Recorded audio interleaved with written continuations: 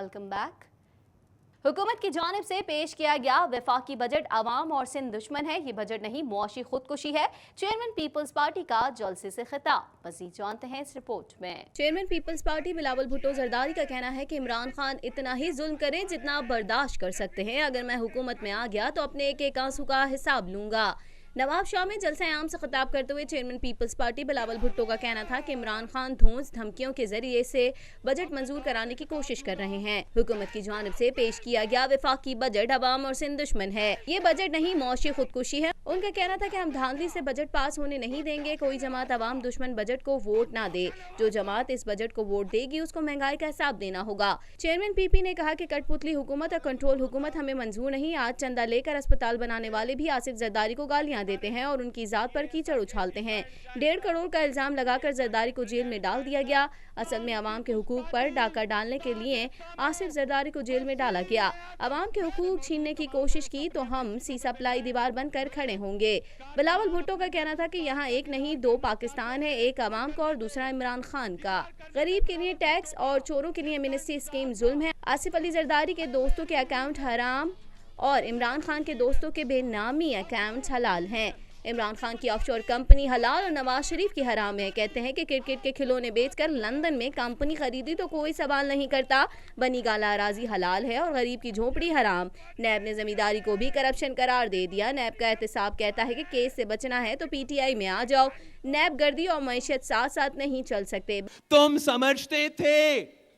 समझते थे कि इकोनॉमिक सर्वे की रिलीज के दिन सदर जरदारी को गिरफ्तार कर लोगे तो लोगों को पता नहीं चलेगा कि आप उनका मुआशी कत्ल कर रहे हो। तुम समझते थे कि अवाम दुश्मन बजट पर फरियाल तालपुर को गिरफ्तार कर लोगे तो लोगों को पता नहीं चलेगा कि तुमने कैसे लोगों की जेबें काटी है, कैसे लोगों के मुआशी हकूक पर डाका डाला है। सुनो, सिर्फ और सिर्फ बुज़दिल और बेगैरत ही औरतों और बुजुर्गों को निशाना बनाते हैं। बिलावल भुट्टो का कहना था कि इमरान खान उतना ही जुल्म करें जितना बर्दाश्त कर सकते हैं। अगर आपके बाद मौलाना फजल रहमान की हुकूमत आई तो आपको संसार किया जाएगा। अगर आपके बाद नून लीग की हुकूमत आई तो याद रखें आपके घर में भी खवातीन हैं। और अगर मैं आया तो इमरान खान याद रखो एक एक आंसू का हिसाब लूंगा। हुक्मरानों से गरीबों पर ढाए जुल्म का हिसाब लूंगा। मैं हिसाब लूंगा उन बारियों का जो आपकी मौशी दहशतगर्दी का शिकार हुए। खान साहब तुम उतना ही करो जितना खुद बर्दाश्त कर सकते हो। खान साहब दुआ करे कि तुम्हारे बाद सदर जरदारी की हुकूमत आती है। वो इंतकाम नहीं लेता। दुआ करो कि सदर जरदारी की हुकूमत आती है। अगर नून लीग की हुकूमत आई तो तुम्हारे घर में भी औरतें हैं। दुआ करो कि तुम्हारे बाद सदर जरदारी की हुकूमत आती है। सदर जरदारी तो इंतकाम नहीं लेता। अगर मौलाना की हुकूमत आए तो तुम्हें संसार किया जाएगा।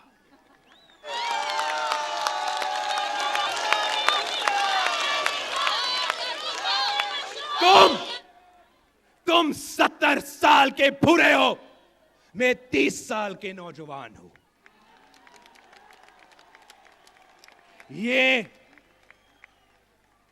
ये कहता था कि हमें रुलाएगा, लेकिन आपने देखा कि मैंने हंसते हुए अपने बुजुर्ग बाप को जेल भेजा और वो हंसते हुए जेल चला गया। कुछ बात करेंगे एमक्यूएम तंजीम बहाली कमेटी के सरबराह फारूक सत्तार का कहना था कि आसिफ जरदारी सिंधी और महाजिर भाइयों को लड़वाने की कोशिश कर रहे हैं।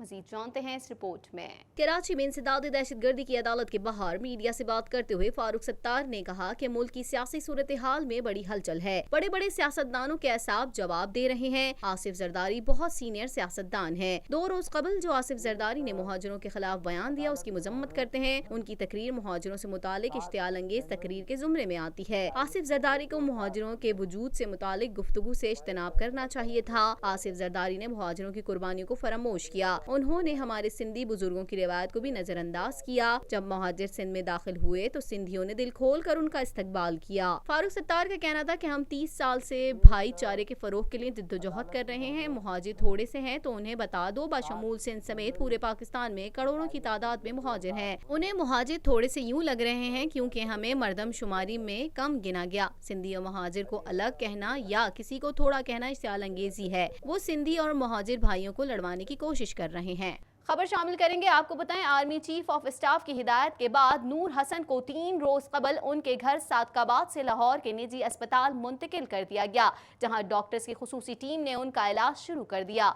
मजीद जानते हैं इस रिपोर्ट में। Army chief of staff general Qamar Javed Bajwa की हिदायत पर अस्पताल मुंतकिल किए जाने वाले 320 किलो वजनी शहरी नूरुल हसन की फिजियोथेरेपी के बाद टांगों में हरकत शुरू हो गई।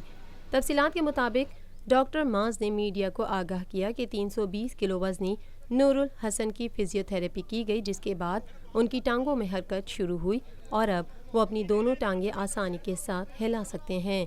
डॉक्टर का कहना था कि अभी कुछ टेस्ट बाकी हैं, जिनकी रिपोर्ट्स क्लियर आने के बाद नूरुल हसन के ऑपरेशन का दिन मुख्तस किया जाएगा और फिर सर्जरी करके मोटापा कम किया जाएगा। दूसरी जानिब नूरुल हसन का कहना था कि खुद को पहले से काफ़ी बेहतर महसूस कर रहा हूँ। आर्मी चीफ का तहे दिल से मशकूर हूँ कि वो मेरी सेहत के हवाले से फिक्रमंद हैं। वाज़ेह रहे कि नूरुल हसन इंतहाई ज़्यादा वज़न की वजह से हरकत करने से कासिर हैं और वो 10 साल से बिस्तर पर पड़े हुए थे।